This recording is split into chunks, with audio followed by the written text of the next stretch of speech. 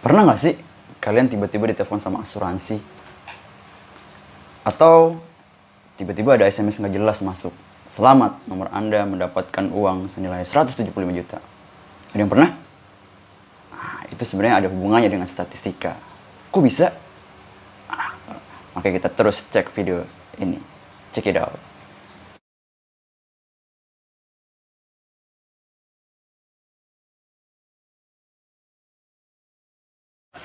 Assalamualaikum warahmatullahi wabarakatuh. Selamat pagi semuanya. Ya, kita masih berbicara statistika ya. Statistika. Nah, ketika kita berbicara statistika, maka mainan kita apa? Data nih. Data. Jadi di zaman sekarang ini, apalagi di era digitalisasi sekarang ini, data itu berperan banget ya. Kita semuanya memakai data. Apa-apa masukin pakai data. Sekedar daftar akun aja pakai data. Oke, daftar apa aja pakai data. Bahkan kalian isi pulsa pun kalian harus masukkan data nomor telepon kalian. Iya. Nah, hati-hati nih. Ketika kita mengasih data, maka hati-hati. Karena nanti salah-salah bisa disalahgunakan data kalian. Contohnya yang seperti tadi Bapak beritahukan di awal video. Tiba-tiba ada yang nelpon nomor yang nggak tahu, menawarkan kalian asuransi, menawarkan kalian yang lain-lainnya. Atau bahkan ada SMS di nomor nggak jelas, memberitahu kalian menang suatu hadiah. Pertanyaan, dari mana mereka dapat nomor telepon kalian kan? Nah, itu dia. Jadi kemungkinan besar ya mereka punya nomor telepon kalian, tapi dari mana? Nah, ini dia. Karena yang namanya kita berbicara data itu bisa kita jual, karena data tuh bisa mahal nilainya. Jadi orang-orang yang iseng, ya udah jual aja. Jual kemana? Jual ke yang berkepentingan. Misalkan kalau asuransi, mereka menawarkan ke asuransi, ya jual ke asuransi. Sehingga mereka nelpon kalian satu-satu. Kayak gitu. Atau beberapa tahun yang lalu, ketika pemilihan presiden, iya nggak? Pemilihan presiden. Kenapa? Di situ ada survei kan, kalian pernah lihat ya survei ya? Di TVA menampilkan survei pemenangnya presiden A, di TV B menampilkan survei pemenangnya presiden B. Lah, ini kok bisa nih? Nah, ini salah satu permainan data sebenarnya.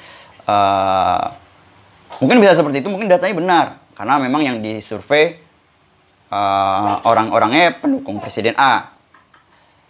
Lalu efeknya apa? Impactnya apa? Ya kita sebagai penonton secara nggak langsung kita tergiring. Oh, ternyata presiden A atau presiden B banyak pemilihnya. Jadi salah satu fungsi statistika data itu kita bisa menggiring opini orang.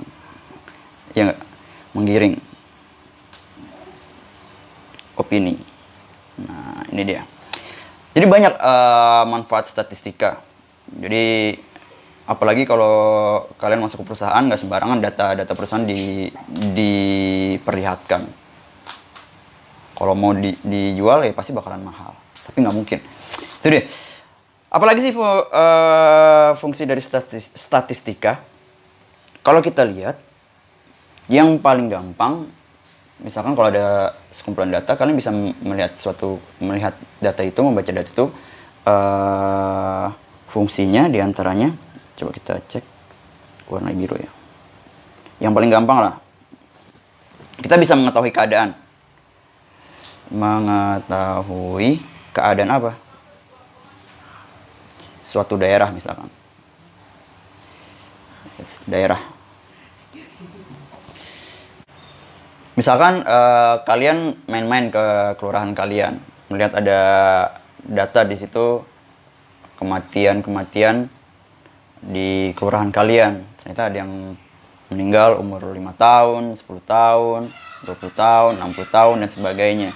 Kalian lihat, loh, kok ternyata yang paling sering meninggal tuh pas di umur 55 tahun. Nah, berarti secara nggak langsung kalian udah bisa membaca tingkat tingkat kehidupan atau tingkat kematian di daerah kalian, kelurahan kalian, ternyata yang paling sering tuh meninggalnya di umur 55 tahun. Nah, berarti kalau kalian umurnya 50 tahun, berarti secara statistika umur kalian tinggal sisa 5 tahun. Walaupun nyawa ada di tangan Tuhan ya, tapi kita berbicara statistika. Jadi gitu, kita bisa melihat keadaan suatu daerah seperti itu contohnya. Oke, apalagi sih fungsinya? Ya yang paling dekat kalau nanti kalian kuliah. Nah, ini statistika ini bakal kepake banget di skripsi. Kalau kalian mengolah data ya, pasti mengolah data karena yang namanya skripsi pasti mengambil data. Datanya terkumpul, data kalian olah. Nah, berarti kalian harus bisa mengolahnya. Jadi mau nggak mau di jurusan apapun, kalau selama itu datanya data dari skripsi kalian pasti akan harus diolah. Pintar-pintar kalian mengolah, pintar-pintar kalian memanipulasi. Itu dia. Apalagi sih, banyak lah intinya statistika banyak banget di kehidupan kita. Ketika kalian bisa membaca data, itu akan menguntungkan kalian. Oke. Nah, salah satu aspek penting untuk melihat suatu data itu adalah nilai pusat data pengamatan. Jadi ada yang namanya nilai pusat data atau biasa disebut tendensi sentral. Jadi dari nilai ini kalian bisa tahu, oh datanya itu begini loh, oh datanya itu begitu loh. Dari cuman ukuran nilai ini. Ada 3. Yang pertama min, udah pernah dengar min ya. Yang kedua mode, apalagi tuh mode. Yang ketiga median. Yang biasa sering digunakan yang 3 ini. Min itu rata-rata, ya. Mode itu modus ya, bukan modus yang lain. Median itu apa? Data tengah. Nah, jadi dari 3 ini kita bisa langsung tahu keadaan data tersebut. Biasanya yang sering dipakai itu yang min.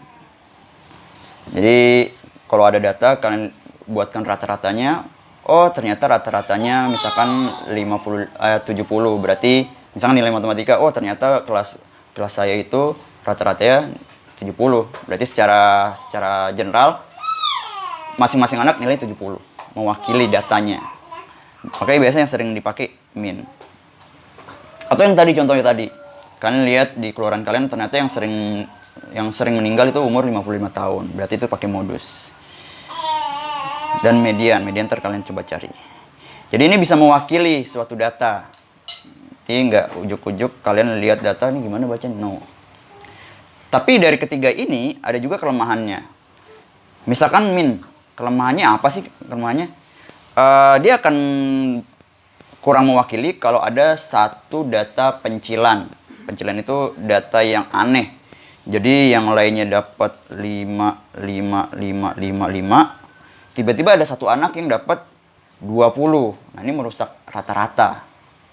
Rata-rata berapa nih? 10, 20, 40 bagi 5 jadi bagi 6 jadi sekitar 8. Jadi merusak data. Bukan merusak data sih, merusak minnya. Makanya ini pencilan namanya. Pencilan. Atau outlier. Nah, nanti kalau kalian masuk statistika ada tuh namanya outlier. Atau yang lainnya dapat 10, 10, 10, ada yang dapat 2. Ini kan outlier nih. Nah, kalau kalian berbicara di statistika itu bisa dipotong tuh. Karena merusak data, pencilannya bisa kita buang. Tapi nantilah. Jadi hari ini kita membicarakan nilai pusat data. Atau biasa kalau kalian cari ukuran pemusatan data. Pemusatan data. Ada min, mode, median. Rumusnya apa? Silakan kalian cari sendiri di internet banyak. Bapak hanya ingin menjelaskan secara gamblang saja statistika dan ukuran pemusatan data. Oke, sekian dari Bapak. Assalamualaikum warahmatullahi wabarakatuh. Ciao.